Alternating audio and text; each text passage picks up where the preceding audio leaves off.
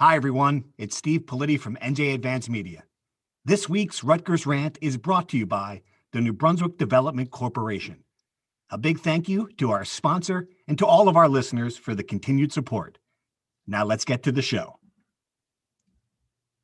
From NJ.com and the Star Ledger, welcome to the Rutgers Rant, your one-stop podcast for the Scarlet Knights. With your host, Steve Politi, and Rutgers insiders Keith Sargent and James Cratch. Let's start shopping. Hello, everybody. Steve Politi here from NJ Advanced Media. Welcome back to the Rutgers Rant, our first NCAA Tournament preview show. It's exciting just to say it, guys. James Cratch, Keith Sargent here. Fellas, it was fun to watch Selection Sunday when you have something to watch for.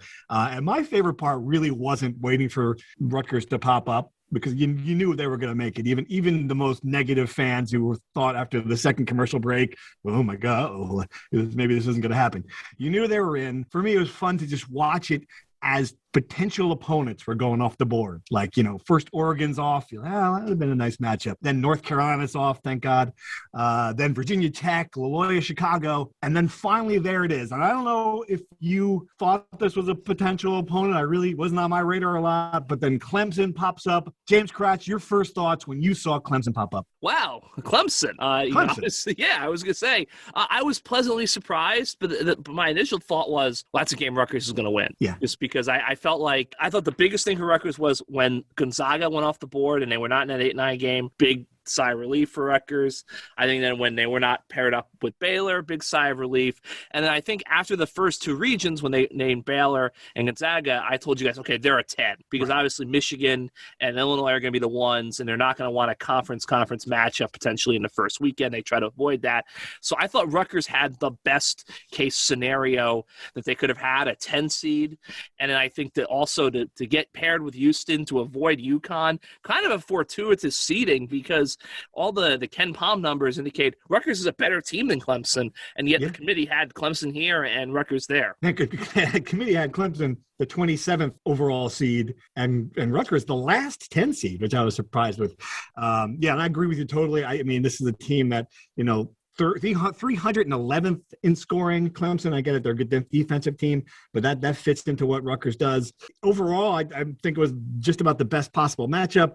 Of course, Sarge, because you're the contrarian guy you are, you disagree a little bit with this, right? Contrarian. I booked all the way Indianapolis all the way through April. I think I feel like we're gonna be there, eating at St. Elmo's up until Easter. All that being said, then you start looking at the matchup and you start digging in, and guys, Clemson is pretty good.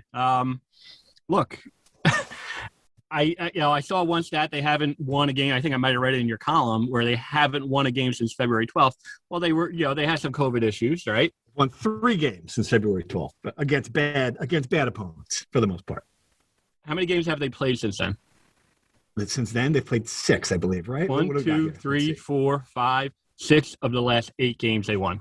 All right, yeah, but they've beaten Wake Forest, Miami, which is bad, Pitt, which is bad, and then they came back and they lost to Miami in the ACC tournament. So it's not like they're exactly setting the world on fire here down the stretch. You want to know how many games Rutgers won over over that stretch? It's a fair point. It's a fair point, but they're not. But Rutgers lost to Illinois, and they lost to Nebraska too. All right, that's fair. There's a reason why. Okay, so let's dig into Clemson a little bit. The one thing that concerns me the most, especially if it's a close game late, Clemson's a really good free throw shooting team. Rutgers isn't. Rutgers 336 nationally in free throw shooting. Clemson 31st. Clemson has really good guard play. Nick Honor. I was at that Fordham game. 30 points. He was phenomenal in that game. He's had a pretty good year for Clemson. Another guy who concerns me is Alamir Dawes, a Jersey guy. I mean, from Newark, Patrick School. Yeah, exactly. He chose Clemson out over Providence, Seton Hall, St. John's, and UConn. You mean Rutgers didn't recruit him? No, this is going to be axe to grind. Come on, we don't even know that, but let's go run with it. Yeah, okay. Rinse, repeat. But anyone who thinks that this game's going to be a pushover, for Rutgers, I think they're going to win. I'm going to dig more into it, over the course of the week. If you look at my bracket, I'm going to really go heavy on Big Ten teams. I think the Big Ten was so much better, and I think they're battle tested. I do agree with Peichel. I don't know if you've heard, but Peichel has mentioned a few times that the Big Ten is the best league in the country. Yes, yeah. So I'm going to count Rutgers over that same stretch since February 4th, February 5th, I should say. 1, 2, 3, 4, 5 of the last 8 games they lost. Okay. Yeah. So I'm just saying, Clemson had, I get that they had some issues, but and again, I mean, we talked about it before. This is a team that beat Alabama. They beat Purdue long time ago, but they beat Maryland. That doesn't count. Mm-hmm. It doesn't count. They have totally different players it happened a while ago. Just making the point that they did beat Alabama. Okay, it happened a while ago, but again, back to my point, they've won 6 of the last 8 games. Again, anyone who thinks this game is going to be a pushover, I think there's going to be a really tough game right down to the final minute, and the free throw percentage does concern me. Rutgers has been a little bit better at the line, in recent weeks, but the numbers are what they are. Right. All right. Clemson, a football school, much like Rutgers. Just saying that just to piss Dave Boyd off. I know. Sorry, Dave. Look, I think I would add on what Sarge. I think it's kind of this, like, how good is the ACC? Because if you look at Clemson, and Sarge is right, they beat those good teams early on. I'm looking at their schedule right now. They got hammered by UVA, hammered by Florida State, hammered by Duke. Yes, they beat UNC, they beat Syracuse, although Syracuse beat them most recently. They beat Georgia Tech, the ACC champion, by default. But again, like, those are teams that are middle of the pack teams that no one's scared of. So I think it comes down to, if you think the ACC is better than people give it credit for, it's a tough matchup. If you think the ACC is a weak, top-heavy league, well, this team got destroyed by most of the top teams in the conference. It was such a weird year with COVID and everything, and we're going to find out in the NCAA tournament because most of these schools, including Rutgers, they really didn't have a non-conference schedule. They basically had to play inside the conference. So, I think the Big Ten, based on the Ken Pom metric, based on other metrics, there are people who believe, statistically, that this is the best conference ever, from top to bottom. So, I'm going to believe it. I'm going to go heavy on the Big Ten, in my bracket. But again, we're going to be able to kind of tell throughout this entire NCAA tournament. All right. The next interesting wrinkle in that bracket was, again, we're doing the same thing with, if you're looking at what teams you want to play in the second round, if you advance, you certainly did not want any part of Gonzaga or Baylor. You knew you weren't going to get Illinois or Michigan. Out of all of the twos, though, you could make a case that was the best case scenario. Houston, I have no doubt Houston's a talented team, but we're talking conferences, the American Athletic Conference. Rutgers fans know it pretty well. You get a lot of South Floridas. You get a lot of lower level teams in that conference. What do we know about them, Cratch? And do we think that legitimately is a good second round draw, assuming that Scarlet Knights get there? I think it's a good second round draw. I think they're a team that's, a lot of ways that they play up and down. They're kind of similar to Rutgers. I think the one thing that Rutgers missed, I think, would have been the best case scenario draw would have been if Iona was the 15 seed in this region, because I just have a gut feeling that Coach P would have found a way to beat Houston. Who do they play? Cleveland? They play Cleveland State? Is that what it is? Yeah. Okay. Yeah. So, I mean, as to say, so like Cleveland State, Gary Waters' revenge game, potentially, if there's a massive upset. But no, I just thought to myself last night, if Iona was playing Houston, Iona would beat Houston, and we'd have Peichel Patino in the second round, which would be pretty awesome. But no, look, I think that obviously it's better than, Gonzaga. I can definitely say that. I think that we'll get to that point when we get to it. Obviously, I think, you can't look past Clemson. But I do think this is set up that if, I think I'd feel a lot better if this was a normal time and there was a place where 10,000 Rutgers fans could kind of invade, potentially. But we don't have that this year. But I do think it's a very winnable, get to the second weekend situation for Rutgers. All right, let's go through this now. Obviously, getting in the tournament for the first time in 30 years, I think makes this this is a successful season. Winning one game, considering that the programs only has 5 NCAA tournament wins, is significant. if you get to the Sweet 16, I think that's an historic level season, right, Sarge? I mean, if you just look at the history of this program, it's something that they haven't done in the expanded tournament field. They obviously made the Final Four, 76. A couple years later, I think they made it to the Sweet 16. But since they've expanded it, they haven't been in that level. Really, this is program's this team's legacy over the next week can be changed. Yeah, I mean, they haven't won a game in NCAA tournament since 1983. Roy Hinson, it's amazing. Right? Wow. I don't know what you were doing. I think I was collecting baseball cards at that point in my life, and I just, Ron Harper said it yesterday.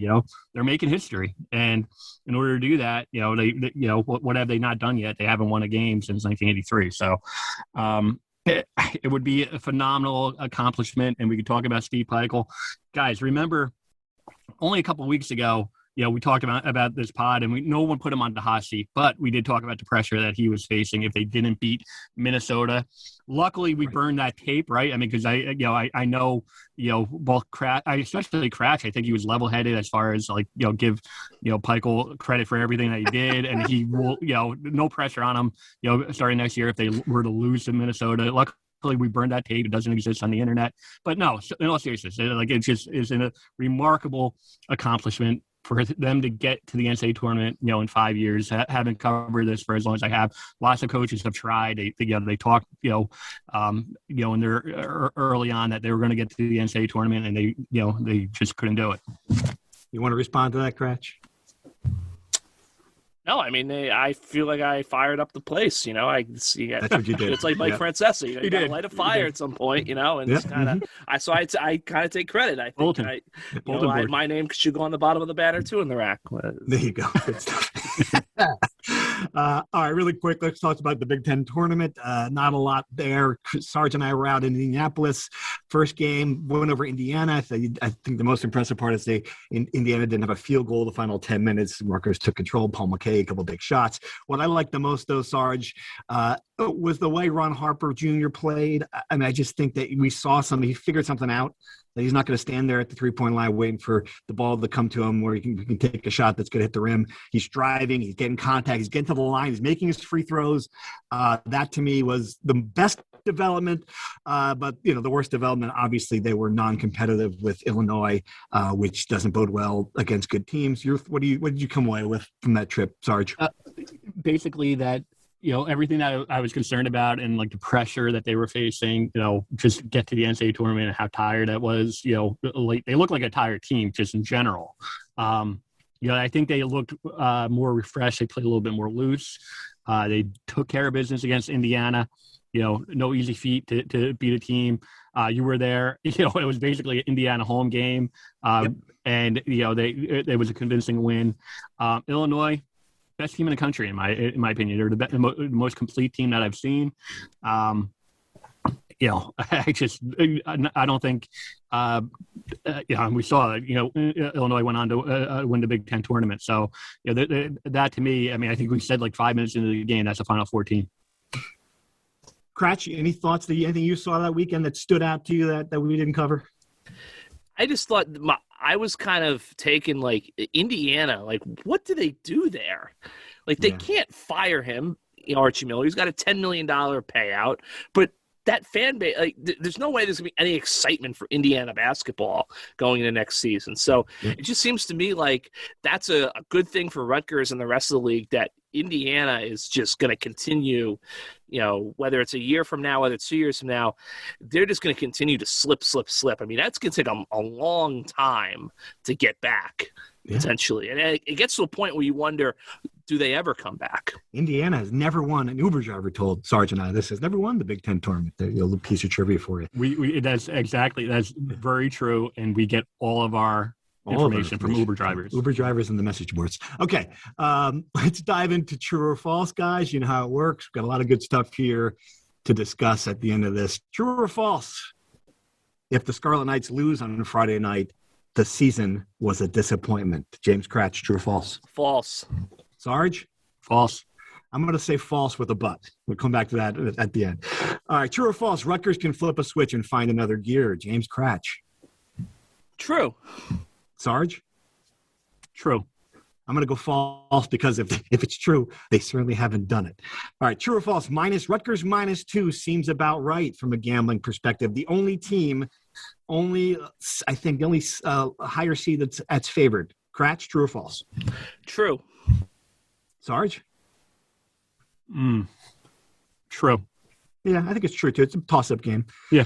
True or false? The best part of the NCAA tournament for Rutgers will be getting away from Big Ten refs. Kratch, true or false? True. Sarge?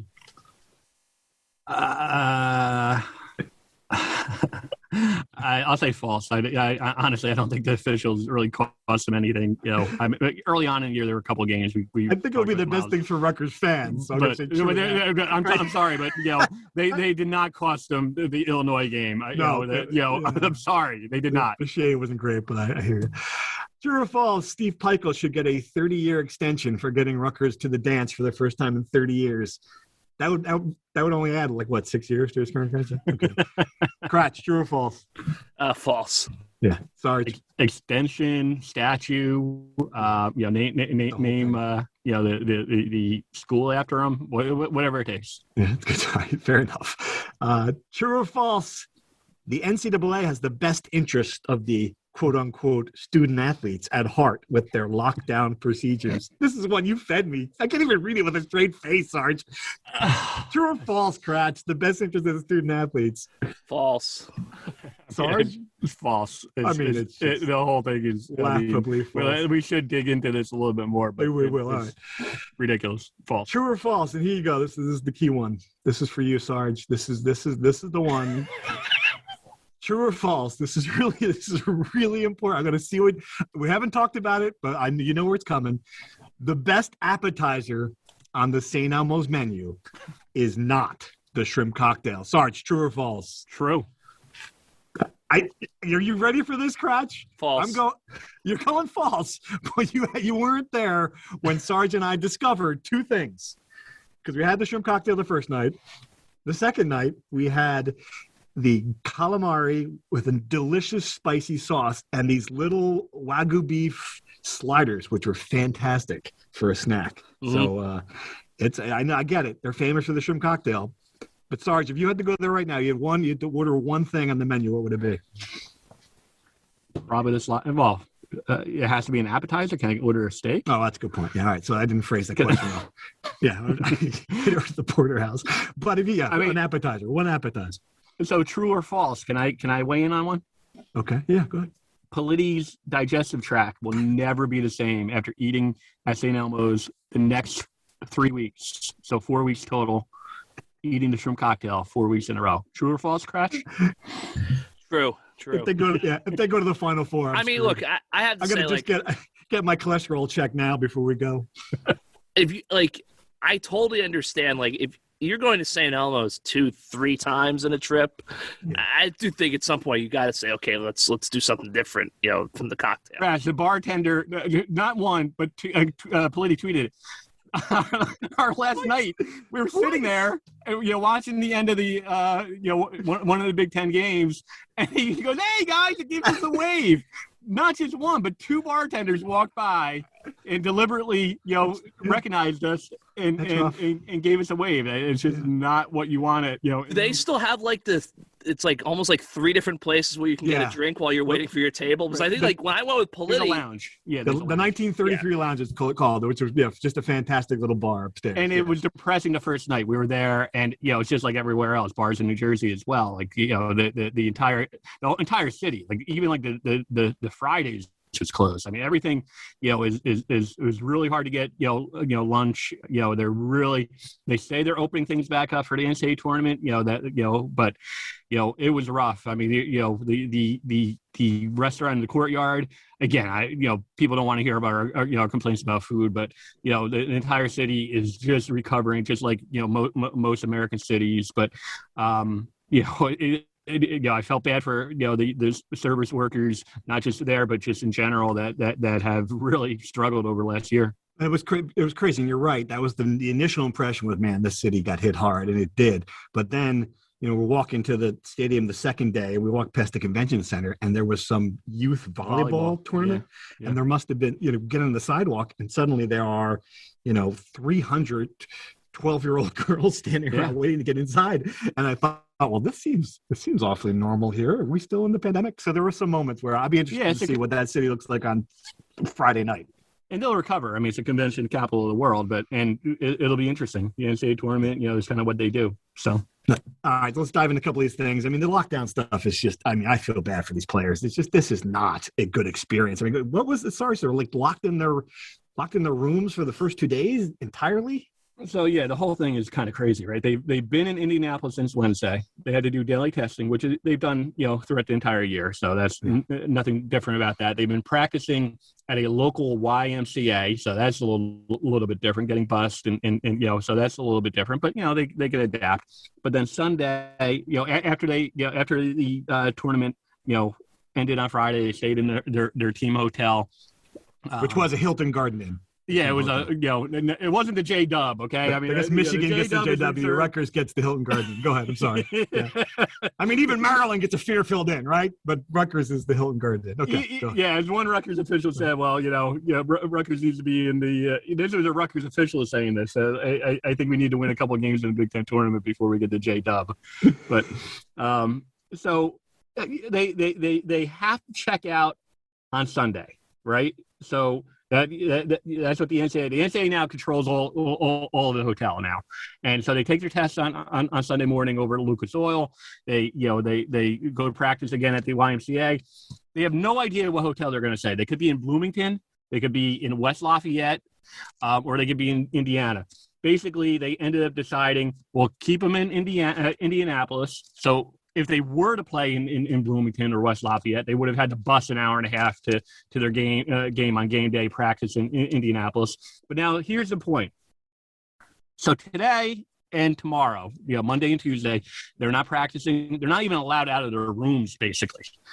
Basically, they are on complete shutdown, and it's going to be monitored. I saw what it was like even on the court. That there's NCAA officials who on every single floor are basically locking down the players. And look, the contrarian view will be, this is, they're trying to keep the guys healthy, so what? But the bottom line is they're doing this so that because they can't trust the programs at this point. We saw what happened with Duke. We saw what happened with Virginia. We saw what happened with Kansas. That the NCAA is not allowing, one of these schools to slip up. They're not allowing the possibility of a Baylor, North Carolina at 5:30 on Sunday. The marquee time slot. They're not allowing that game or any of these games for that matter to derail their cash cow. And clearly that means that they don't care if they get lock some 20-year-old college student into a hotel room. It's a lockdown. No matter what you want to say, it's a complete lockdown for 2 days. These guys are not going to be allowed out of their rooms. It's just amazing. All right. So you both thought that Rutgers can flip a switch. Cratch, what have you seen here that makes you think that that's going to happen? For me, I mean, it's the two games against Indiana, the way they kind of flipped the switch, and they rallied. I just, my thing is, I am curious to see if now that they're in, if all of the pressure just kind of goes off. Because remember, this was a team that looked like they were like top 15 caliber early in the year. I'm just curious to see if all the pressure's off now. Do they play loose? Or if they're healthy, do they maybe have one more kind of, strong win behind them? Right. All right. And to the one about the season being a disappointment, I hear what you're saying about it. It's still a success to end that 30-year streak.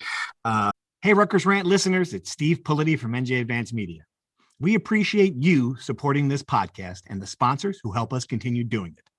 This week's podcast is brought to you by the New Brunswick Development Corporation. If you listen to this show, you love Rutgers. And if you love Rutgers, you know the positive impact that DevCo has made on the campus and its community. We thank the New Brunswick Development Corporation for its continued support and for helping make this podcast possible. Now back to the show. The but is, I think if they do lose to Clemson and lose with a poor performance, it is going to color the way people look at this season. You'll agree with that, right? They're going to say it's going to give you a bad taste in the short term, at least, as how you're assessing what this team accomplished. Obviously, last year they didn't get a chance to show what they could do in March. This is their one opportunity. If they go out on Friday night and Clemson wins by 10, there's going to be a feeling of, you know. No, I agree with that. I think that there's a segment. I disagree.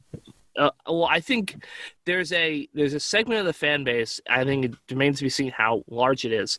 That they just are like, they've gone from like, you know, hey, this is great, this basketball season winning. So like, why are we not in the Final Four, basically?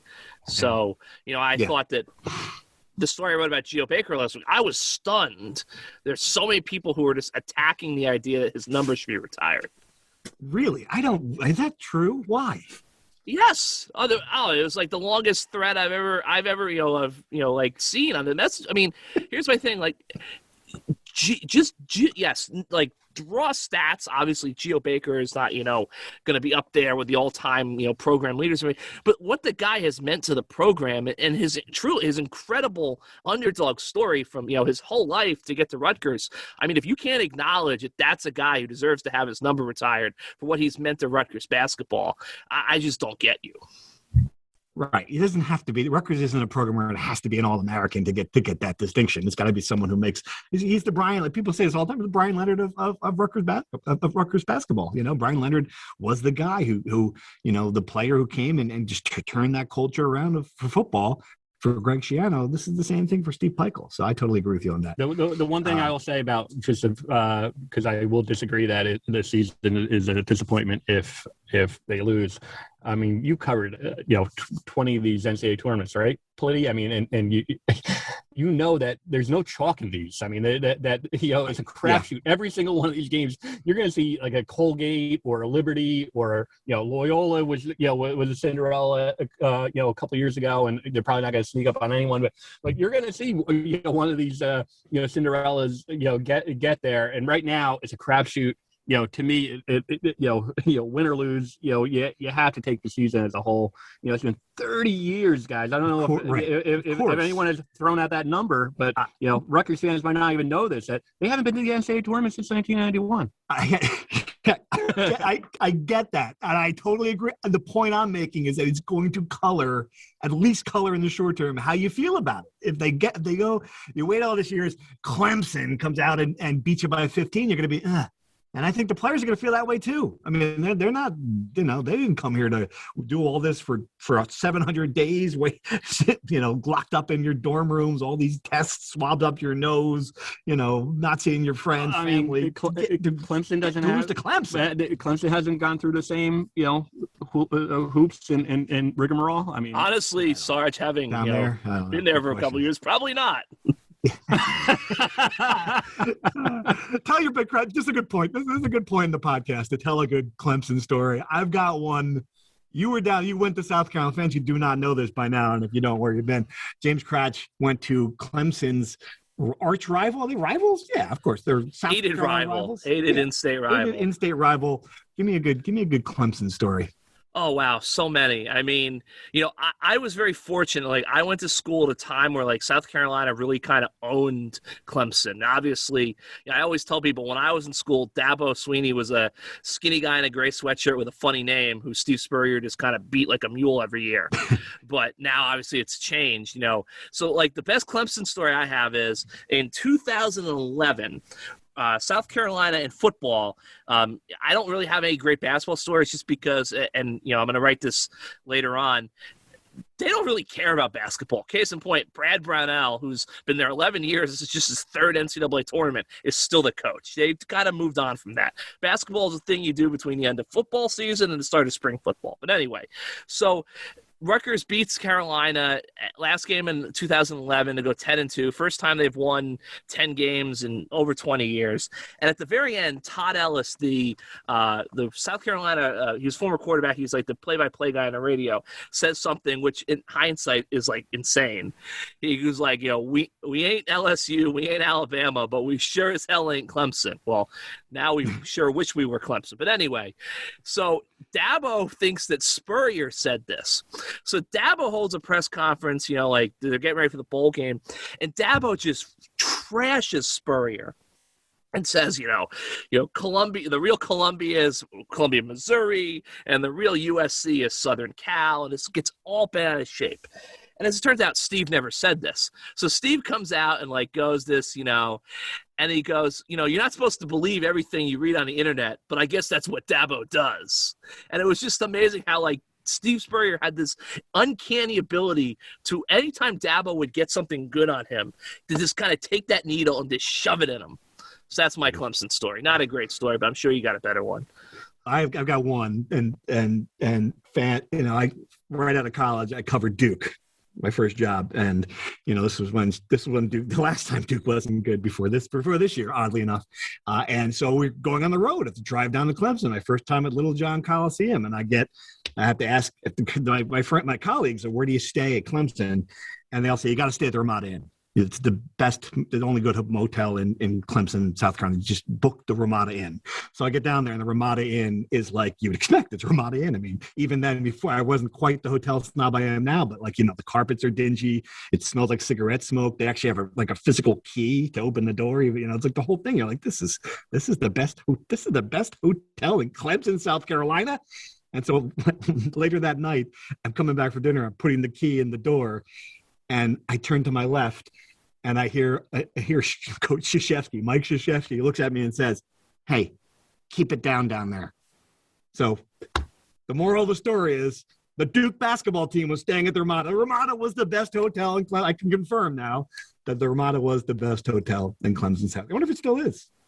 I think most people probably now would say in Greenville or Spartanburg. Those kind of little boom areas. No, I mean, Clemson it is middle of nowhere, one road in, one road out. I heard they got a Chick-fil-A a few years ago, so good for them. Quaint little place. God bless anyone who. Oh, one last thing. So you remember a guy who played in North Carolina by the name of Bryce Johnson? Yes. Okay. So Bryce Johnson was from South Carolina, and he was a big recruit. And the word in the street was that Bryce Johnson did not really want to go away from home. He ended up going to North Carolina. I think he transferred out. So the big thing, the word in the street in South Carolina was he wanted to stay at home, so a school like Clemson or Carolina would be better. And he loved Family Guy. So the rumor was that Clemson, prior to his visit, literally got TBS put on the student cable. So part of the recruiting pitch to Bryce Johnson was, we're close to home, we're getting a Chick-fil-A, and we've got Family Guy on TV. All right. That's impressive, actually. I give them credit for that. All right, let's dive into some insider question, guys. Appreciate your thoughts. As always, our Rutgers Insider package has been booming this year, and it's been fun to chat with you all during basketball season. NJ.com/insider. Real quick, just to cut you off, sorry, Politi, but now is the best time ever to get on board, because you and I will both be on the grounds in Indianapolis, taking pictures. And Cratch will be in St. Louis. Covering the wrestling. There is going to be no shortage of content that you won't be able to find anywhere else. There you go. Good stuff. All right, first question: how long before Rutgers' next invitation to the dance? I love this because it really is a tough one. Obviously, we're going to lose at least, I think, the starting backcourt of this team, maybe the starting center. Which one of you guys want to take this first? How long will it take Steve Peichel? Sarge, what do you think? Yeah, I do think, and it's hard to speculate on what college students are going to do, but I do think that Gio and Miles, at least this will be their last run, and possibly Jacob Young as well.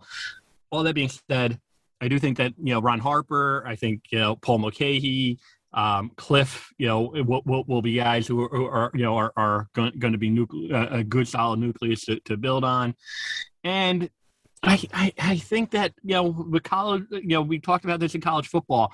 I think college basketball is doing the same thing. With this new one-time, transfer rule that is going to be, in effect. I don't know if it'll be in effect by the fall, but turnover roster so much. I think they have the resources with the facility.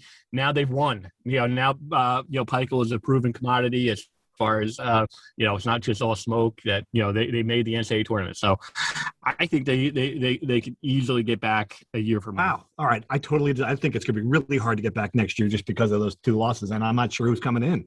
And I don't know and I think it's okay. I don't think Rutgers is yet, and every year get to the tournament team. Clemson, the guard that Clemson has is Nick Honor, who we watched at Fordham. I mean, these transfers, all right, but we got to identify them. I mean, do I have to identify it now? I mean, but you're just assuming that you're making a lot of assumptions that that's going to happen. That's no, I think he's gonna. I think Peichels competent. I think he's good at what he does, and I think he can coach, and and I think he's going to be able to flip the roster, and not just flip the roster. I think he has a good, solid nucleus to begin with, but I think he's going to be able to make up for it and be able to compensate and be able to get some players.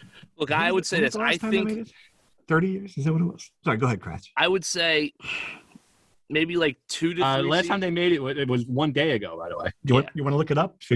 Yeah, I would say 2 to 3 years. I think Sarge is absolutely right. I just think what I'm curious to see is, one, it's one thing to talk about, bringing all these transfers. It's another thing to kind of sell them and bring them in. And 2, I'm just like, is Steve Peichel going to want to go that way? He's been a developmental guy, recruit, find your guys, develop.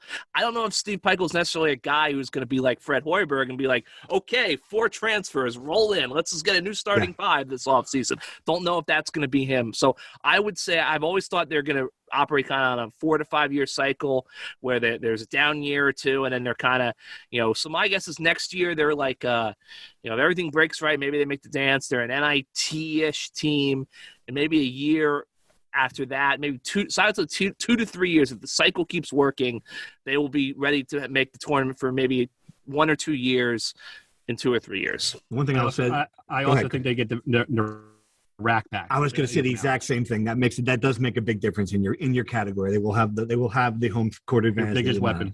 Yeah, their biggest weapon. All right, another question here from the Rutgers Insiders. Other than the Big Ten teams seeded 1 or 2 and Purdue, does anyone have a chance to make some noise?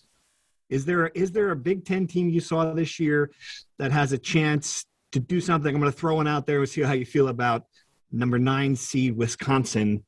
If they get past North Carolina, a shot to take out Baylor. What do you guys think? Any of those teams? I don't like Wisconsin. I think Baylor's too tough. Illinois is obviously, in Michigan, I guess we're going to throw them out. Throw them out. Throw out the high seeds. Number 1 seeds. Iowa, number 2 seed. I love their draw. We talked about them, in Indianapolis. It's just mind-boggling with the experience that they have. 3-point shooting. Garza, probably the national player of the year. How are they not better? That'll be the team I probably take to go all the way. I think they're going to figure it out.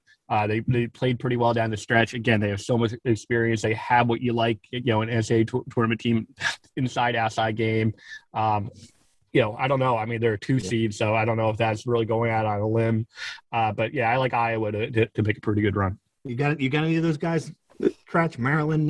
Yeah, I was gonna say Maryland. I mean, look, really? 10 seed. You beat Michigan. You're playing UConn. You win that game. Alabama's really good. They're really good. Yeah. But if you find a way to beat Alabama, then you're probably looking at Michigan State in the Sweet 16.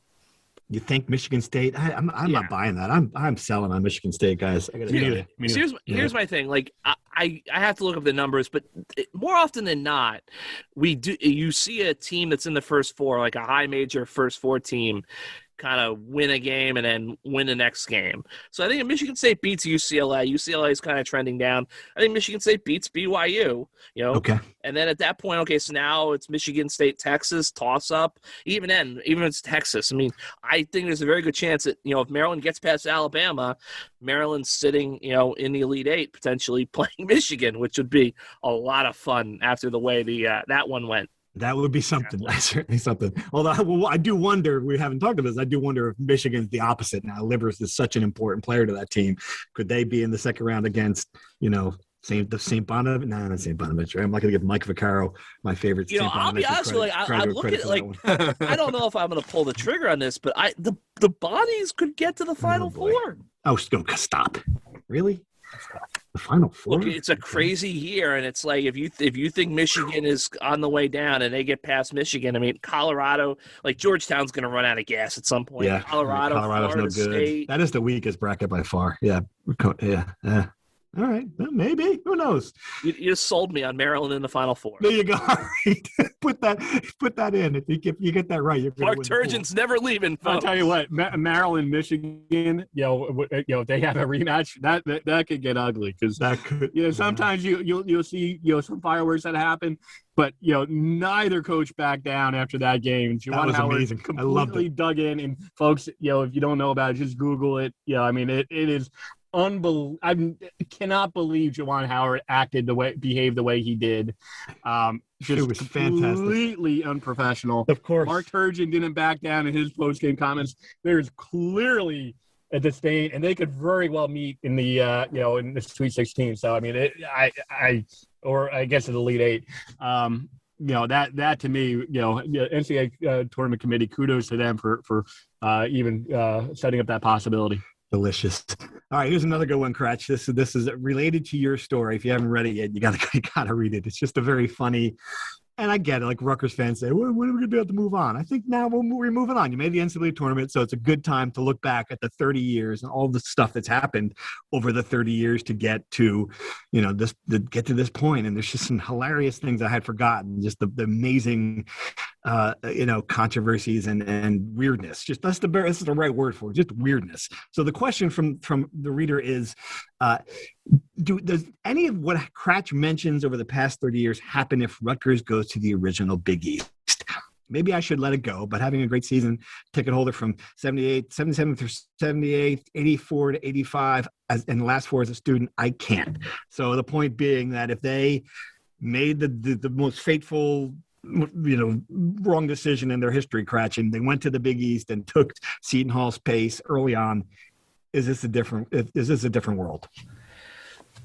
Maybe, but I just, if you look back on it, as I was consulting, longtime Rutgers basketball people to try to put this list together, even after they made the tournament in 91, nothing crazy or sensational really happened at the end of Wenzel's tenure. They just weren't that good. So, I feel like in a way, it's been 30 years, but I think he was stopped. I think it was last year the coach, 95, 96. So it's not like this was complete mayhem. There was a solid foundation there. It just kind of spun out of there from Bannon on. So I don't know if that would have made a major difference. I think it's just kind of, the situation that they were in. It's a tough place to win at, basically, period. Right. All right, guys. Thanks for the questions, everyone. Really appreciate it. Let's do a prediction. I mean, all right. So we got a game here. Biggest game at Rutgers in 30 years. Rutgers Clemson. Who do you got, Kratch? Can you give me a pick? I have Rutgers. I think it's going to be one of those white knuckle, journey games Steve Peichel loves, 66-62. But, I think Rutgers has more offense than Clemson. I think this is a good matchup for them. I think that this is a team that they can kind of handle, play defense first, and they move on, and the season is a definite, no doubt success after they win a game. Sarge, you were the one who thought it wasn't a great matchup. Who are you picking? Taking Rutgers. I think I think the X factor is going to be Miles Johnson. I think Miles Johnson is going to. I think he's going to have a really good first weekend because I think again I think they're going to be. Cratch actually, believe it or not, actually took the same exact score I was going to pick. So I'll go 68-61. Rutgers. Miles Johnson has a big game, and then beyond that, because we're always going to look ahead, not the coaches, but Houston I think is a great matchup for Rutgers. I mean, they're guard dominant. But, Rutgers guards are no slouches. And then, inside, I think, that Rutgers is going to have a tremendous rebounding advantage. And Miles Johnson, I think, is going to be dominant in that game as well. I think they're going to get out of the first weekend. And then beyond that, if you really want to go further, then you have, possibly, I think Syracuse is going to beat San Diego State. They kind of figure stuff out. West Virginia, Syracuse, the winner of that, Rutgers would be facing an all Big East rival in that game. They beat Syracuse already this year. And I think there's a scenario where they could get to the Elite Eight. Yeah, I think Syracuse will get to They're not beating Illinois. I mean, let's just forget about the Final Four. They're not beating Illinois. You got them to the Elite Eight, though. I mean, they're right. Wow.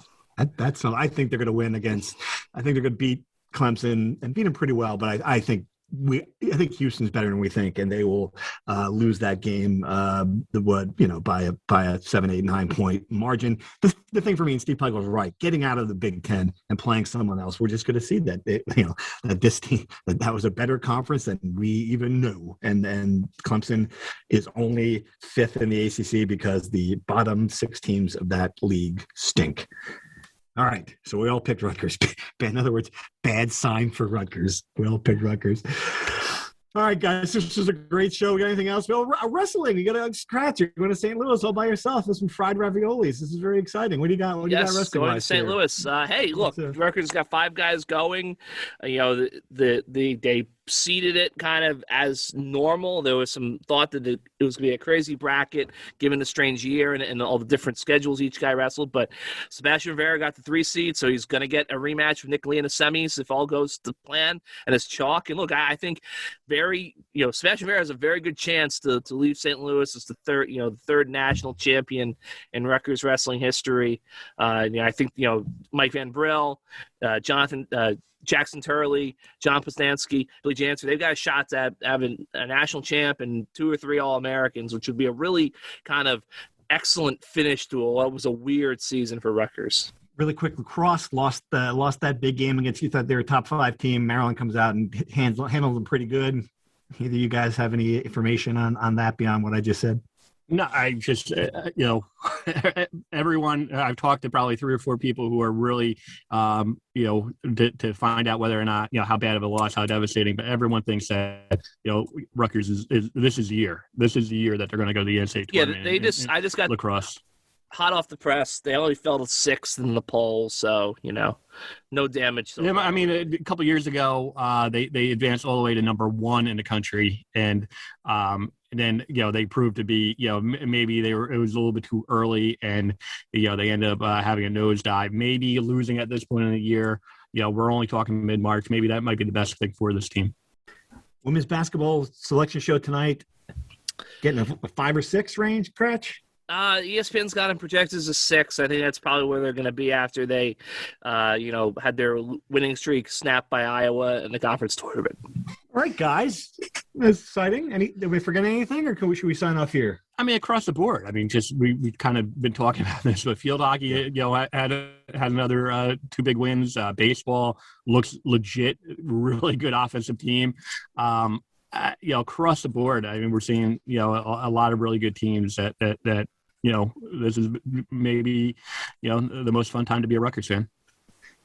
All right. Spring football's right around the corner. Spring football. Oh, my gosh. That is amazing. Jeez. All right. So thanks for listening, everyone. Thanks, of course, to the Brunswick Development Corporation again, Chris Palladino for sponsoring the show, to Keith Norton for our Rutgers sound man for hire, for doing the intro and outro. And we'll be back on Monday to talk about either the greatest weekend in Rutgers basketball since 1976 or spring football. Thanks for listening. Thank you for listening to the Rutgers Rant. To participate in the conversation and receive live updates about the Scarlet Knights directly to your phone, sign up at NJ.com/insider.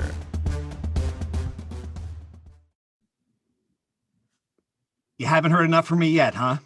Steve Politi here for one last thank you to this episode's sponsor, New Brunswick Development Corporation, and to listeners like you who make it all the way to the end of the show. We'll see you again soon.